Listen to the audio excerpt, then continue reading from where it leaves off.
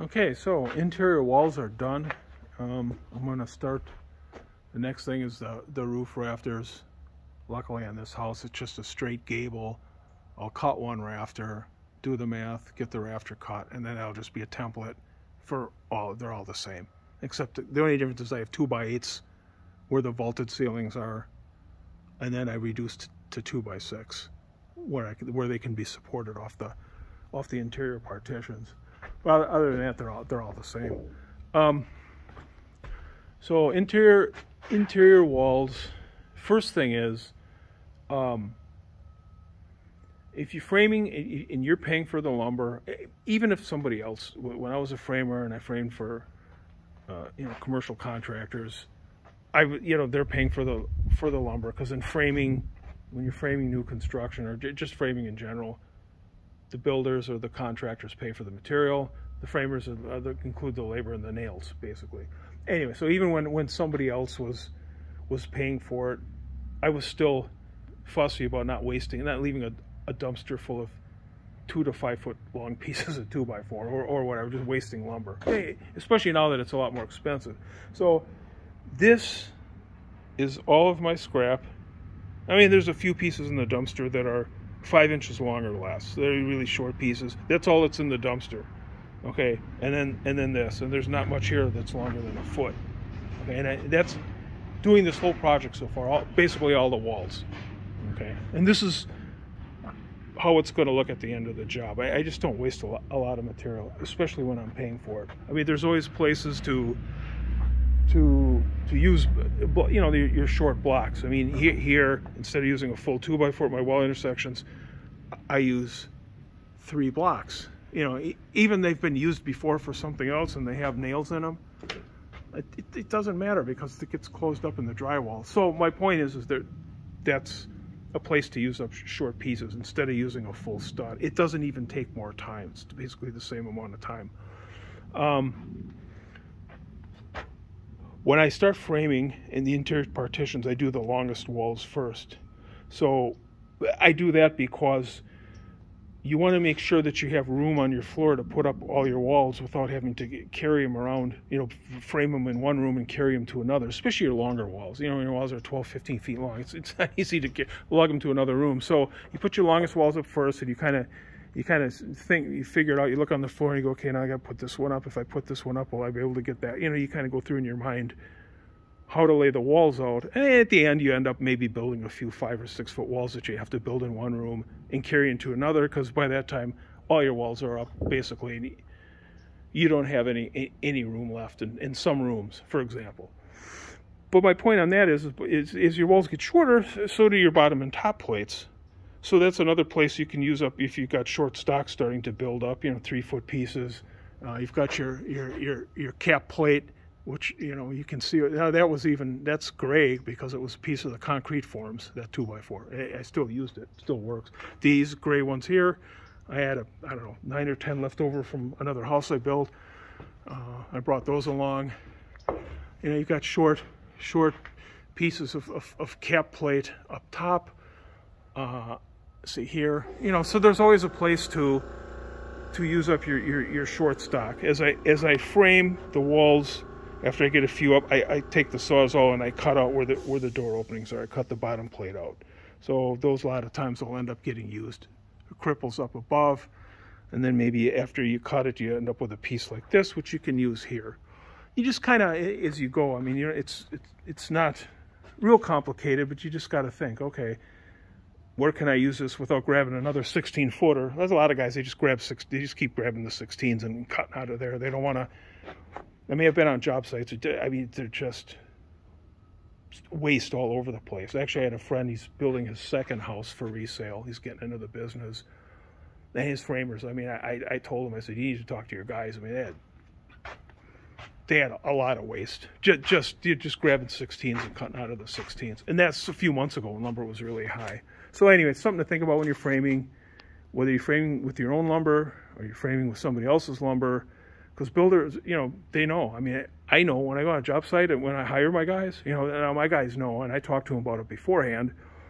But if I was to go on a job site and see hundreds of dollars of my lumber in the dumpster, not to mention the dumpster fees, which are like $750, $800 per dumpster, I'd be real upset. So anyway, it's something to think about. Okay, so let's see, bathtubs. Okay, so bathtubs, when I frame out for bathtubs, when I put the hardy or the tile backer, I just call it hardy board because it's easier than saying tile backer board. Okay, so the hardy board, the tub is 30 inches wide. I like to do my hardy out 33 inches. I like to go 3 inches past the tub because there's that strip that comes down in front of the tub. You got about 3 inches of hardy, that's strip that'll come down in front of the tub, you know, before your drywall starts. So after that, of course, it's drywall. I like to have hardy down there because what always happens over time is water. You don't put your shower curtain right, or if you have shower doors, maybe they leak a little in the corner, and that water will run down outside along the wall, and this little strip of drywall will always end up getting dry rotted out. I've even seen it where the framing is, you know, in older remodels where the framing is even rotted from leaking. So I like to have my hardy go down at least about a 3-inch wide piece. So knowing that, okay, when I frame, I like to frame so that the person installing the hardy and the drywall, because the drywall is usually installed the hardy board, has a place to make a transition at 33 inches and has enough meat to attach both of them to.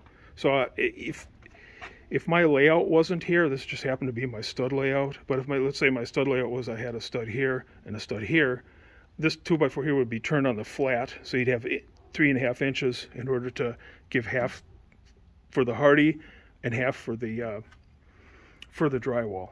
Okay, and then I would support it from behind so it wasn't bouncy. So anyway, so that's something to think about, is to provide extra width where you're going to transition from your hardy board to drywall.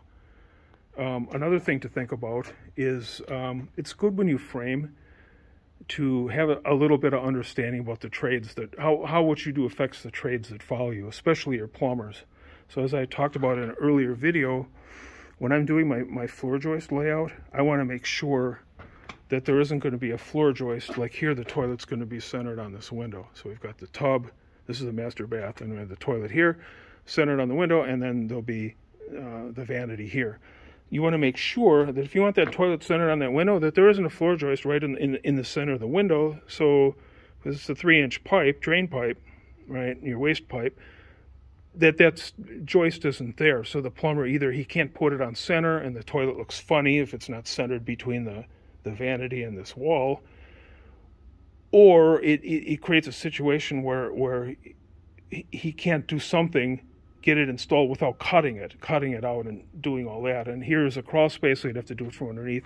It's a big mess. It's easier when you're framing, when you're doing to figure out where your bathrooms are, your toilets especially, and figure out where they are, and then do your joist layout. Okay, so that's one thing. All right. The other thing is when your plumber puts in his shower valve, so you have to know which wall the shower is on, and it should be marked on your plans. I draw my own plans, and I put where it is, so when I'm framing, I know which side it's supposed to be on. And what I do is, normally on a wall, whether it's the short wall, this is just a divider wall, or whether it would be a continuous wall, the shower valve is on this wall, so you don't want your stud to be, okay, if a tub is 30 inches wide, the center of the shower valve will be at 15 inches. You want your shower valve, centered above your tub, right? Just for aesthetics. So you don't want a stud there. So if I was going on my regular layout, the stud would be right in the way for him putting a shower valve. Now he's going to have to maybe cut it, frame here, screw around. Me, I frame out about 9 inches, and then I go 12 inches over with another stud. So I have 12 inches between them. This one being at 9, and then 6 more inches, or half that 12 would be 15, which would be the center of your tub. So he can just put his shower valve in, maybe put a block behind it, and that's all he's got to do. He doesn't have to mess around with the framing. Okay, it's just it's one extra stud. It saves him a lot of hassle. It gives it a nice cleaner job, because you're going to do a better job as a framer, obviously, than a plumber with a sawzall and that's in a hurry and irritated that he has to you know, cut studs up. Anyway, so that's something to think about, is doing that for your plumber, wherever your shower valves are going to be. Let's see, what else? Oh, I had a situation here where I got these walls framed, and they were framed, you know, to make a corner here and then make a corner here. And it looked okay on the plans, right? You know, we draw something on 1/4-inch scale, everything's small. It looked okay. I got the walls up yesterday, and this is a 48-inch wide hallway. And then, so between these corners, it ended up being maybe like 41 inches, or it was a lot less than 48. Aesthetically, it didn't look right. And then it felt kind of, you know, weird when you walk through, because all of a sudden it got a bit narrower as you pass through these two corners. So what I decided to do is, I'm like, well, that's not going to work. It just doesn't feel right, doesn't look right, it doesn't flow.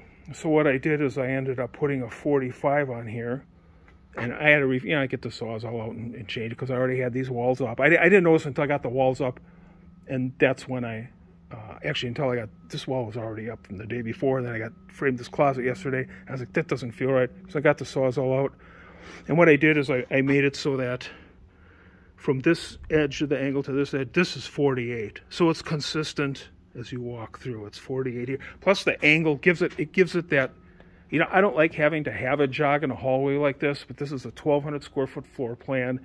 You know, you're limited on what you can do. Form follows function, as you know, as it should in floor and you know, in layout design for rooms. So the function, giving the decent sized bedrooms, putting the closets where they are, then working with the window layout in the front of the house. It just ended up having to have a jog in the hall. It's not a big deal, but you want to make it look nice. You know, you want to make it feel good. I didn't want to have a narrow hallway. I know it's a small house, but a 3-foot hallway for a main entry hall is too narrow, and it's rather long. I mean, it's probably, you know, it's 15, 16 feet long before you get to the main rooms of the house. Anyway, so that was my solution, was to do this. I put a 45 on this edge of this 2x4, 45 on this edge of this 2x4, you know, ripped it the long way, and then put these in here. Worked out real nice. So that was my solution for that. Because like I said, sometimes you do stuff, looks good on paper, you get it up and it's not right, so then you change it. You can't change it on the fly. Now this is my house, I can do that. But if I was building this for somebody, which I sometimes build for people, I would say, hey, what do you think if we do this? They'd probably go along with it. You know, I give my ideas at times, because, you know, homeowners don't always know stuff. I mean, that's what they pay us for. They pay us to know stuff. Anyway, so that was that situation. And then something else, which I do on occasion when I have to, especially with small houses, is I built this wall with the 2x4s on the flat. Why? Because this is the laundry room. I wanted a couple extra inches in here because of the, you know, washers and dryers nowadays are bigger than they used to be, or sometimes they're bigger, and you want to have enough room here for your washer and dryer, right? You don't want them squeezed in there too tight. So I picked up 2 extra inches in this room by building this wall with the 2x4s on the flat. Now, it's not a problem. It's strong enough. I mean, nobody's going to be drop kicking the walls. You know, this isn't a all-star wrestling ring. So it doesn't matter. Once you get them drywalled, it's stiff enough. And it's a non-load bearing wall, so it doesn't matter. Even if it was load, I don't know if it would matter, because the 2x4s are still there. It doesn't matter that they're on the side. I think even if this is load bearing, it wouldn't matter, as long as you're still 16 inches on center. I'm not sure about that. I've never had one as a load-bearing wall, so it shouldn't matter, though, because whether the 2x4 is this way or this way, it's still there. It's still picking up the weight. And then here I was able to tie it into these intersecting walls by blocking here, and then blocking here, and then tying at least a couple of these. It'll be, you know, when it's drywalled, it'll be stiffened up so that it'll make the wall pretty stiff.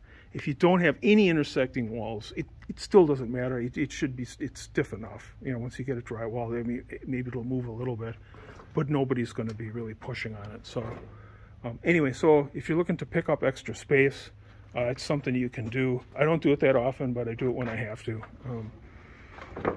or when I feel the need to. Another thing to think about, laundry rooms need a 2-foot 8-inch doorway. 2'6" is too narrow. Some dryers won't go through even if you take the door off the hinges, or some washers and dryers. Okay, so you always need to do a 2-foot 8-inch door, and then you also need to make sure that any other door you have to go through to get from the outside door to the laundry room is also 2'8". Now I've got direct access. Entry doors are always 3 foot wide. It's not a problem. I've got direct access here and into the laundry room, but let's say I had to go through another doorway for whatever, either through another room or whatever. You got to also make sure that door is 2 foot 8 inches, not just the one into the laundry. You need a clear path from the exterior door and exterior, what's the front or back exterior door, to the laundry room, and you need those doors that you have to go through to be at least 2 foot 8 inch doors. So that's something to think about when you're either drawing your own plans, or there's even architects that make mistakes. You know, it's possible. They showed us a 2 foot 6 inch door, and then you got a nice size washing machine or dryer and they can't get it through even if you take the door off. So anyway, it has happened. I mean, it's something to think about. And then I think that's it for today. Saving lumber, let's see, the bathtub situation, how your job affects plumbers, especially, you know, electricians can run their wires anywhere. They're not too affected by what you do. HVAC, you know, heating, air conditioning, they run their ducts overhead. They're not too affected. Yeah, let's see, the laundry. Yeah, I think that's everything for today. A few more tips and tricks. All right, back to work.